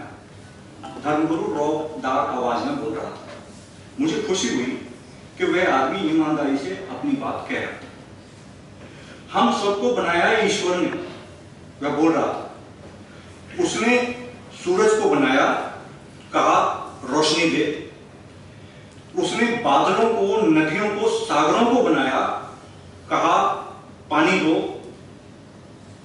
उसने हवा को बनाया, कहा तू सांस दे, ताजगी दे। आप देखते हैं कि सूरज पानी नहीं बरसाता, हवा रोशनी देने का काम अपने हाथ में नहीं लेती, और ना बादल ही किसी की सांस बनने का काम करता है। गरज यह है कि कोई भी एक दूसरे के काम में दखल देने की हिमाकत नहीं करता। ईश्वर ने जो काम जिसे सौंपा वह उसी को कर रहा है। इतना कहकर धर्मगुरु एक पल के लिए रुका। अपनी मोटी मोटी आंखों से उसने वहां बैठी समूची बीवी को छुआ, फिर बोला, कबीला सरदार से उसने कहा, तू मेरे बंदों के जान माल की हिफाजत कर और बदले में कौम को जिंदा रखने वाले काम उनसे ले। बेईमान कहीं का। उसकी ये बातें सुनते ही मेरे नथुने फड़फड़ा उठे। बहुत चाहकर भी मैं चुप न बैठ सका। अपनी जगह पर खड़ा होकर चिल्ला उठा, झूठ झूठ बोलता है ये मक्कार। मैंने सिर्फ इंसान बनाए, किसी को भी सरदार या रियाया नहीं बनाया। मुझे आग बबूला देख उसने धीरज नहीं खोया। साथ लाए हुए सरदार के मुष्टंड कारिंदों को उसने हल्का सा इशारा किया और प्रवचन जारी रखा। अपने निजाम में ईश्वर किसी का भी दखल बर्दाश्त नहीं करता, वह सजा भी नहीं देता, अपने पास वापस बुला लेता है बस। उसके ये सब पूरे होते न होते कारिंदों ने मुझे हदर में उठा लिया। मैं नजरों से लोग उन्हें और मुझे देखते चुप बैठे रहे। कारिंदों ने उन सबके सामने मुझे पहाड़ की चोटी से नीचे फेंक दिया। उस दिन के बाद किसी भी धर्म संसद में जा बैठने की हिम्मत मैं नहीं जुटा पाया। पहली ही चोट से हड्डियां अब तक कसक रही हैं। सच कैसे लंबी है ना मेरी जगह। तीसरी लोग था गरीब का गाल। मास्टर जी ने कक्षा की देहरी पर कदम रखा। सारे बच्चे चाबी लगे खिलौनों की तरह अपनी जगह पर खड़े हो गए। बैठ जाइए, मास्टर जी ने कहा। सबके सब जहां के तहां बैठ गए। कल वाला पाठ याद करके लाए? अपनी कुर्सी पर बैठते हुए मास्टर ने सवाल किया। जी मास्टर जी, बच्चों ने आधे अधूरे उत्साह से जवाब दिया। ठीक है। पढ़ाई का अपना पीरियड प्रारंभ करते हुए मास्टर जी कक्षा में सबसे आगे की पंक्ति के दाएं किनारे पर बैठे पहले बच्चे पर दहाड़े, खड़ा हो जा। कक्षा में सबसे पहले खुद पर ही आदेश सुनकर बच्चा भौचक रह गया। परेशानी महसूस करता था, वह अपने स्थान पर खड़ा हो गया। कांपती सी देह से वह मास्टर जी की अगली दहाड़ का इंतजार करने लगा। उसका गला सूखने सा लगा। पानीपत की तीसरी लड़ाई किस तारीख को हुई थी बता? मास्टर जी ने उससे पूछा। उसने हालांकि पिछली रात ही काफी तेज बोल बोलकर इस पूरे पाठ को दोहराया था, लेकिन इस समय एक भी शब्द उसे याद नहीं आ रहा था। मोमबत्ती को जलाने के लिए जैसे कोई अंधेरे कमरे में माचिस की डिब्बी टटोलता है, वैसे ही गत रात पढ़े शब्दों को वह अपने जहन में टटोलने लगा। हाँ भाई तू बता। उसे चुप देखकर उसके निकट बैठे दूसरे छात्र को खड़ा हो जाने का इशारा करते हुए मास्टर जी बोल रहा है। खड़ा तो वह भी हो गया, लेकिन उत्तर नहीं दे पाया।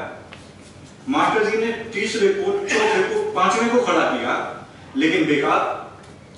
कक्षा के सारे छात्र जब गूंगी फौज की तरह खड़े हो गए, तब बाएं कोने में सिमटे आखिरी छात्र से मास्टर जी व्यंग्यपूर्वक बोले, आप भी शामिल हो जाइए बारात में।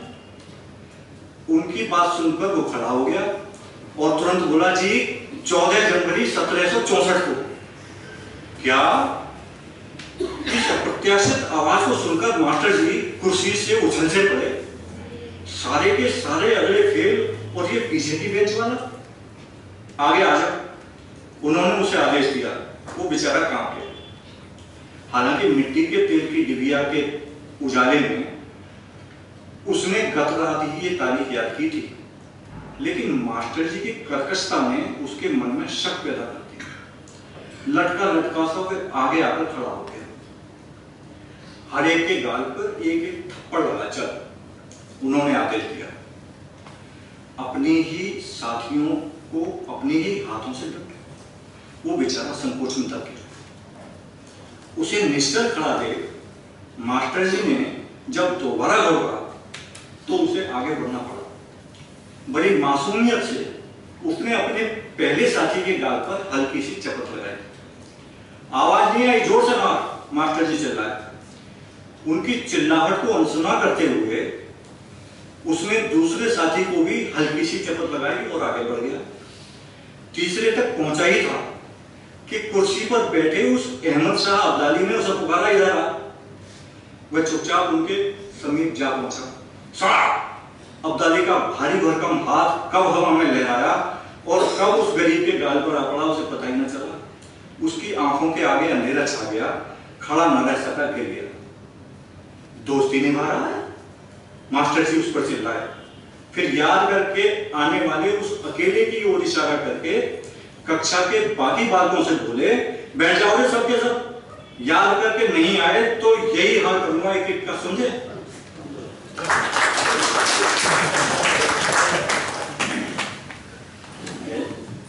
छोटी ये लघु कथा, चलिए, लघु कथा का शीर्षक है लगाव। माताजी के रहते दूसरा कोई भी बाबूजी के कमरे में नहीं घुसता था, उसे झाड़ता बुहारता नहीं था। उनकी किस चीज को कहां रखना है वही जानती थी।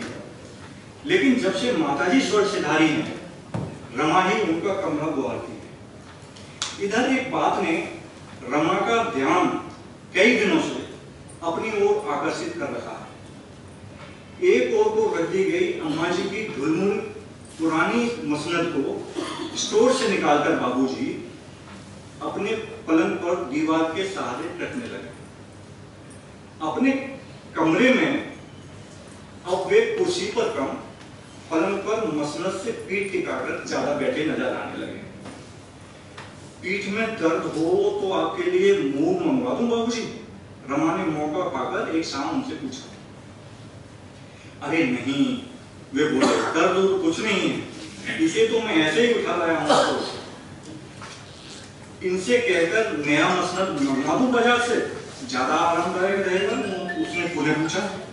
अरे नहीं बहू, वे इस बार सीधा बैठते हुए बोले, कहा ना भला चंगा हूं।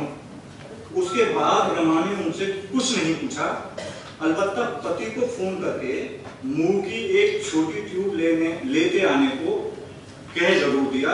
वह ले आया। किसके लिए चाहिए थी? ट्यूब को पत्नी के हाथ में पकड़ाते हुए रवि ने पूछा। बाबूजी की कमर में दर्द है शायद, वह बोली। उनकी मेज पर रखाती हूँ, जरूरत समझेंगे तो लगाते रहेंगे। इतना कहकर वे बाबूजी के कमरे की ओर बढ़ गए। कमरे में कदम रखते ही बाहर से पड़ते हल्के प्रकाश में उसने देखा, सिरहाने से पीठ लगाए बाबूजी पलंग पर बैठे।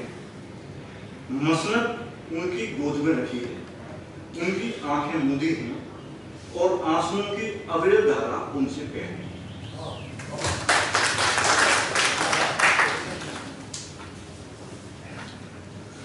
बहुत बहुत धन्यवाद बलराम जी। और मित्रों, क्योंकि ये लघु कथा पर पहले पाठ का कार्यक्रम है, तो मैं चाहूँगा कि हमारे बीच उपस्थित कुछ प्रबुद्ध जो लेखक हैं, यदि अपनी कुछ टिप्पणियाँ करना चाहें तो 10 मिनट का समय हम लोग इसके लिए रखते हैं।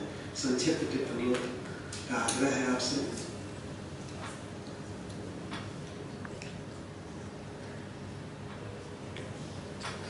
आत्रेय जी हमारे बीच कुरुक्षेत्र से पधारे हैं, उनसे आग्रह हुआ कि कुछ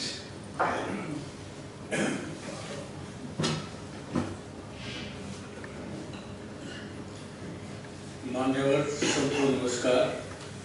बड़ी प्रसन्नता की बात है कि आज साहित्य अकादमी ने पाठ का आयोजन किया। एक ऐसी विधा है जिसको बहुत से लोग, जिसको सुनकर के लोग नाम से बोलते हैं।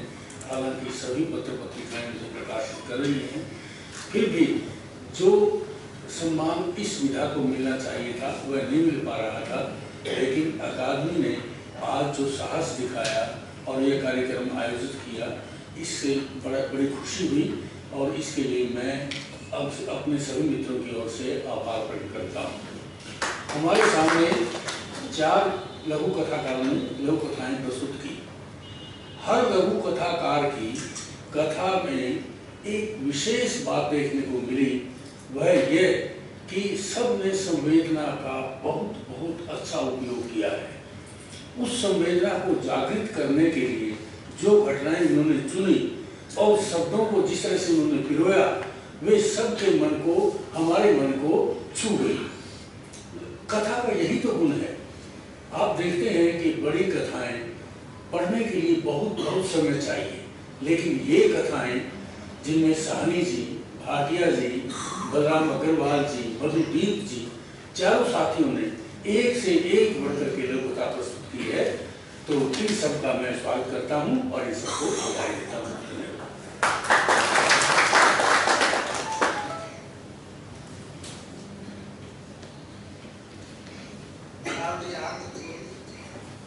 बाहर से जो लोग आए उनसे बुलाइए।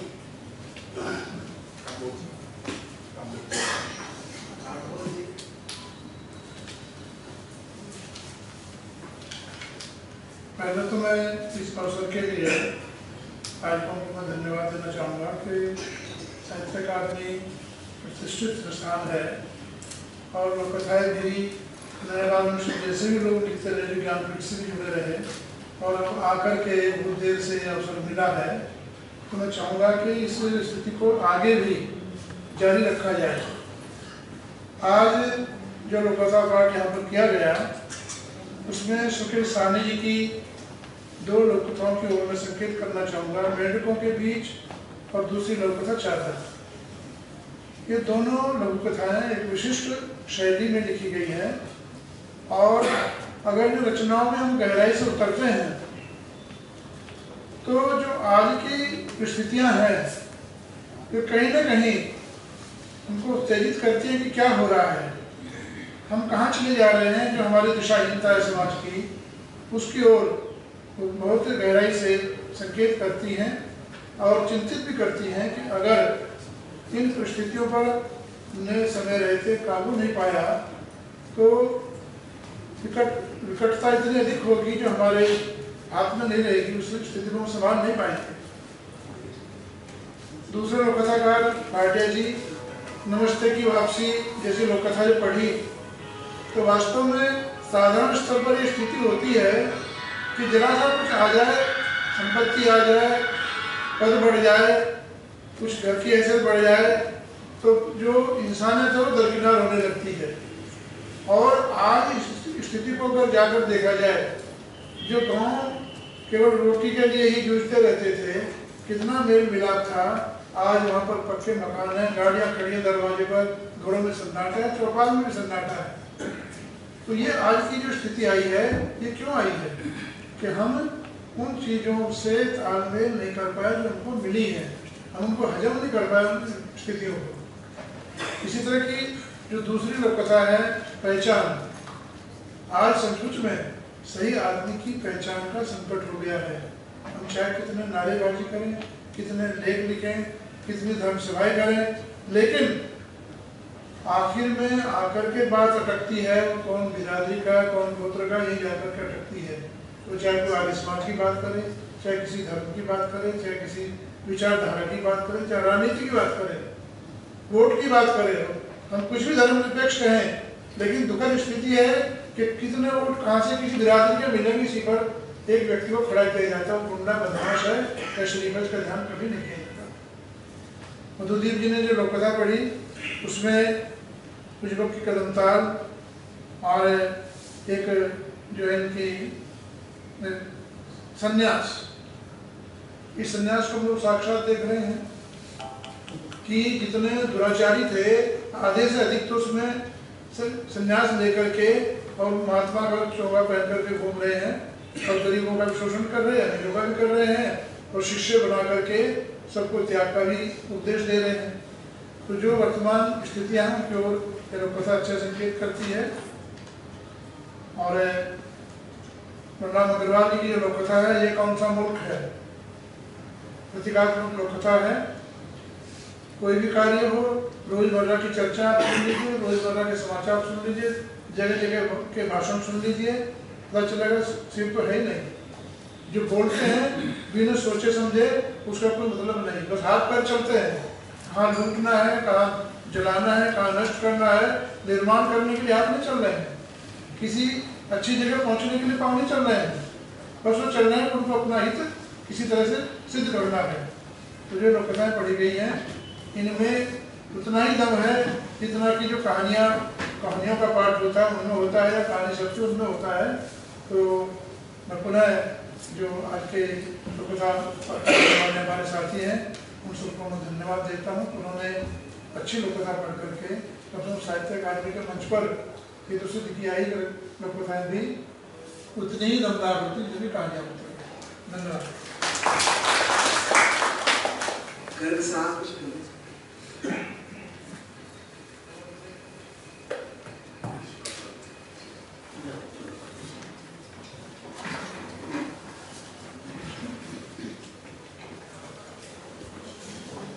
आज दरअसल पहली बार 4 लघु कथाकारों को एक साथ सुनने का अवसर मिला और मुझे लगा कि बहुत अच्छी, मैं सबका विश्लेषण तो नहीं करूँगा लेकिन सुकेश जी, बलराम अग्रवाल, अशोक भाटिया जी, मधुदीप जी, सबने अपने अपने अंदाज में लघु कथाएं सुनाई।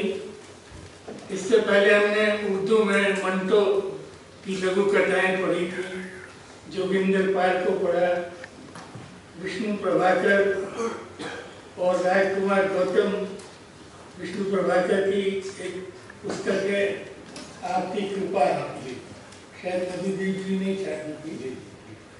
तो हिंदी में ये बहुत बड़ा मैं समझता हूँ इसकी इसके लिए साहित्य अकादमी को और लघु कथा को मैं बधाई देता हूँ।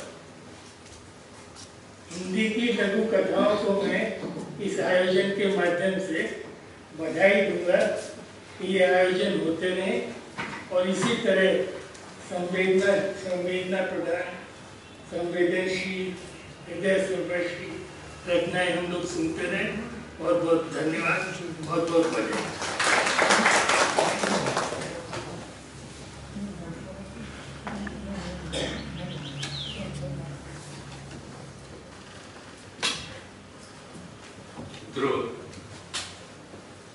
बड़े गर्व और खुशी की बात है,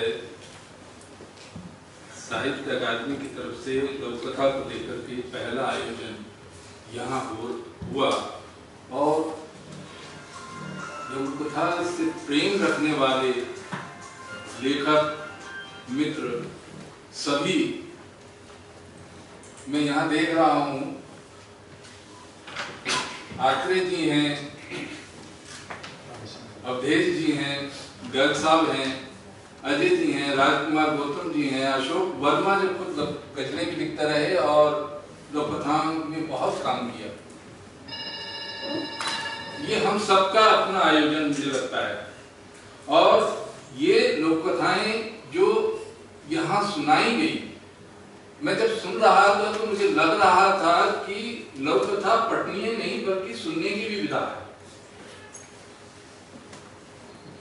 जिस तरह हम कहानी सुनते हैं और एक रस बनता है, इसी तरह इन लोककथाओं को सुनते हुए कहीं भी ये नहीं लगा कि ये मात्र पठनीय विधा है।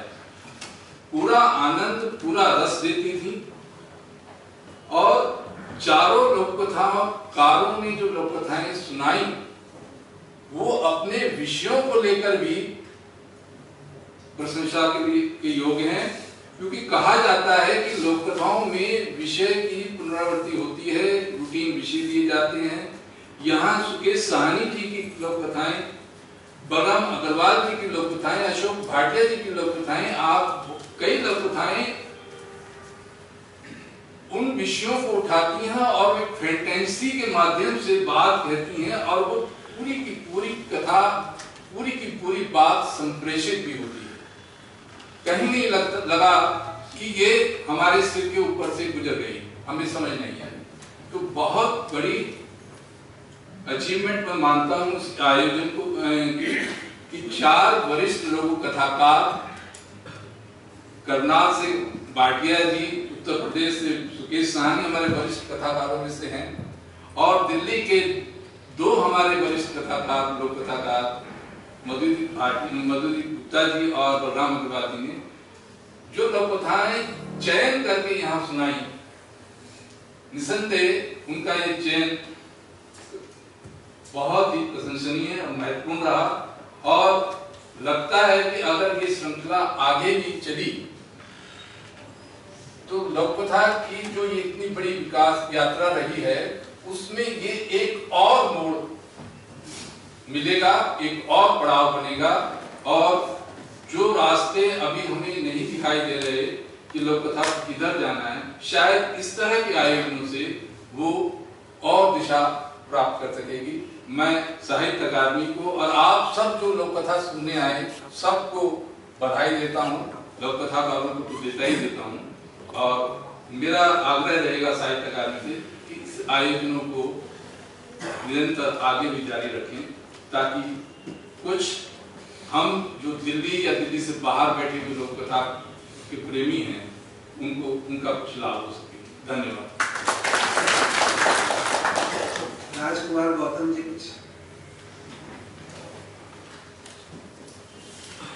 मित्रों, मुझे एक बात तो वही कहनी है जो लगभग एक आदमी कह रहा है कि साहित्य अकादमी के लिए बहुत धन्यवाद की बात है, लेकिन मैं उसमें ये जोड़ना चाहूँगा कि लघु कथा शायद हिंदी साहित्य की पिछले 7वें 8वें दशक के बाद 30 साल 35 साल 40 साल इस तरह की विधा रही है कि जो दिल्ली से बाहर भ्रमण करती रही।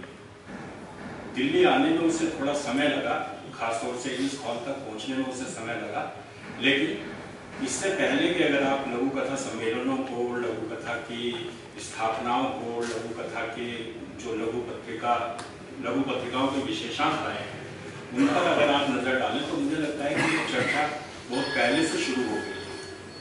दूसरा, मैं इन जो 15-20 लघु कथाएं सुनी, हालांकि इन पर विस्तृत चर्चा की जा सकती है, लेकिन मैं संक्षेप में ये कहना चाहूँगा कि जो ये चारों लघु कथाकार आज यहाँ प्रस्तुत किए गए, इनका काम सिर्फ लघु कथा लेखन के साथ ही सीमित नहीं है। मुझे लगता है कि ये सब अपनी अपनी तरह का एक उस पूरी लघु कथा संस्था के लिए ये लोग काम कर रहे हैं। इनकी अपनी अपनी एकेडमी है। सुकेश साहनी इतने दिनों से एक ऐसी अभियान में लगे हुए हैं, लघु कथा प्रतियोगिता कराते रहे हैं। हरिनारायण हमारे दोस्त यहाँ बैठे हुए हैं। कथा देश के माध्यम से लघु कथा बराबर 12 महीने जीवित रहती है।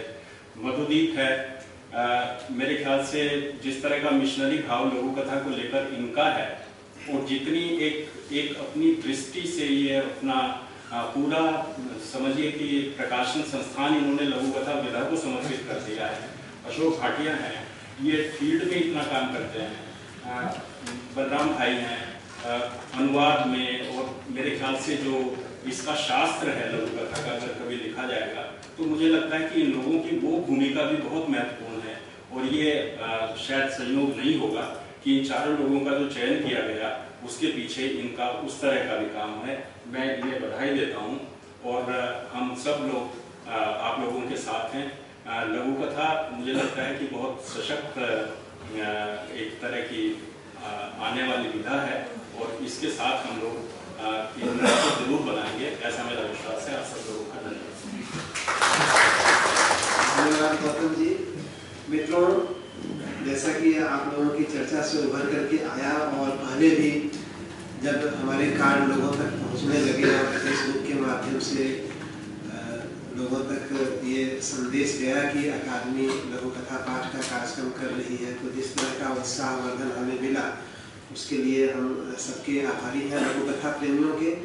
और सचमुच जिस तरह से आप लोगों ने जो फीडबैक हमें दिया है कि ये एक ऐतिहासिक क्षण है, एक ऐतिहासिक आयोजन है, चूँकि लघु कथा पाठ का यह पहला आयोजन है, तो इसी कड़ी में दिशा प्रकाशन की तरफ से एक इस ऐतिहासिक क्षण को और भी ऐतिहासिक बनाने के लिए एक प्रस्ताव हमारे पास आया कि दिशा प्रकाशन की तरफ से पड़ाव और पड़ताल जो पुस्तक श्रृंखला परियोजना संपादित की गई है, प्रकाशित की गई है, की योजना जारी की गई है 25 खंडों में, तो उसके 19 खंड प्रकाशित हो गए हैं।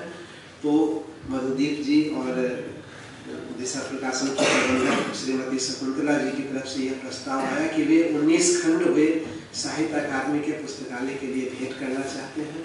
तो मैं आग्रह करूंगा, हमारे सचिव इस बीच कहीं बैठक में संलग्न थे, लेकिन हमारे बीच उपस्थित हैं डॉक्टर के श्रीनिवास राव जी, उनसे आग्रह होगा कि वे आए और उनकी तरफ से पुस्तकें ग्रहण करें।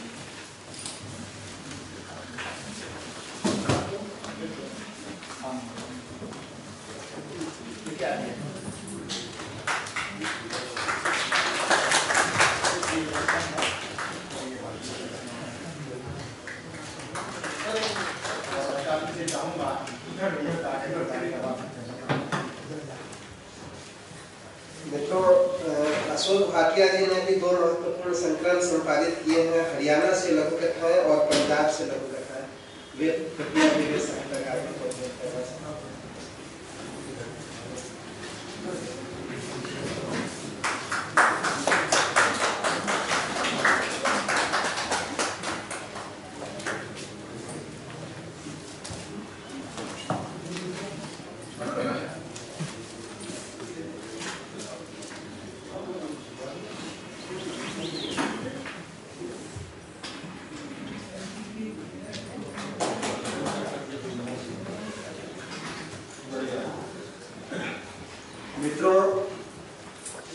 बार पुनः आप सबका अभिनंदन करता हूँ और आप सबका धन्यवाद भी करना चाहूँगा कि लघु कथा पाठ के इस कार्यक्रम के साक्षी बनने के लिए आप लोग दूर दूर से हमारे बीच पधारे और हमारे आग्रह को स्वीकार करके बलराम अग्रवाल जी, अशोक भाटिया जी, मधुदेव जी और सुकेश साहनी जी यहाँ आए और अपनी लघु कथाओं से हमें आप्लावित किया।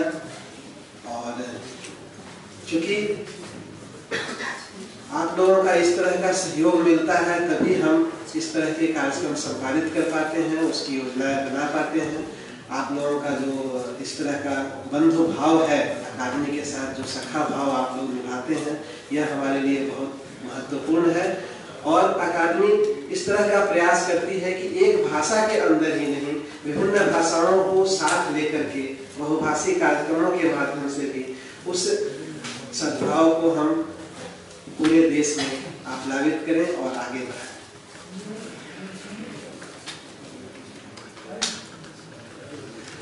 और जिन तक हमारे कार्ड नहीं पहुंच पाते हैं किन्हीं कारणों से, वे हमें हमारे मेलिंग लिस्ट के लिए अपना नाम पता दे सकते हैं ताकि उन्हें आगे भी कार्ड भिजवाया जा सके।